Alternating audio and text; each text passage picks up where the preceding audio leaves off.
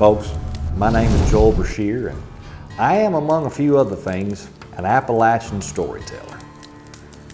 Now, ever since I was a little guy, one of my favorite shows has always been Andy Griffith. Now, the folks on that show reminded me of people I knew growing up here in the mountains of Appalachia. It just always felt like home. One part that always stuck out to me was the opening title, that whistling theme. Now, I've never been much of a whistler, but I've always tried. And I remember as a young guy, my papaw and folks in the community would say, "We don't whistle out in the woods. We don't do that." And for a long time, I never understood why, until I finally started asking questions. Do you know why we don't whistle in the hills of Appalachia? You know about these hills, I'm assuming. They're older than bones. And when I say that literally, these mountains formed before bones evolved. These mountains are older than the rings of Saturn. They're older than the concept of trees. These mountains are old. It's untelling what secrets are out there.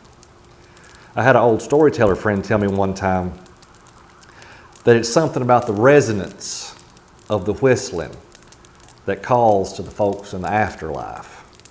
Some of them friendly, some of them maybe not. Why take the chance?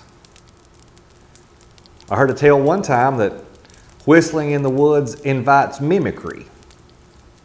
Now that makes me think about the Navajo legend of skinwalkers. If you don't know that one, they say there's these evil witches out there in the desert who wrap the skins of dead animals around them and take the form of these vicious creatures, track and hunt weaker people, maybe even eat them. We've got tales like that around these parts too, of wily animals talking, whistling, walking on two legs like a man and a woman. They say you might even hear a baby crying. If you do, best leave it alone. It'll make you want to help it. Just leave it alone. Leave it alone. I got a granny witch friend. She calls herself a granny witch in training. She's about my age, so. But she says it's all about respect. Out in the woods, everything has its own spirit, its own essence. Every blade of grass, every tree, every rock. And while we're out here, the whistling bothers them. It breaks their balance. So if you're whistling and it bothers every leaf, every tree, every rock, and every blade of grass, we're making a lot of things mad. Best to stay on their good side, I would think.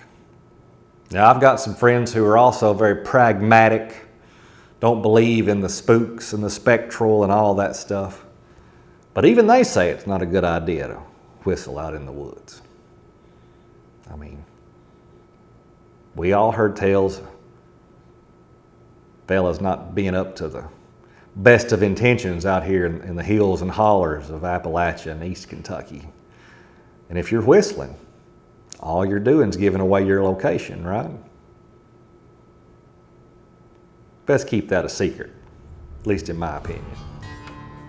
So next time you're down here visiting Appalachia and East Kentucky, I can't encourage you enough to go out and hike. Now, I myself have always been what used to be called an inside kid. You're not going to find me out on many hikes. You're not going to find me out in the woods very often. But on the off chance that I am out there, the one thing you will not find me doing is whistling. Folks, I'll be back with another tale real soon. Till then, you stay safe out there.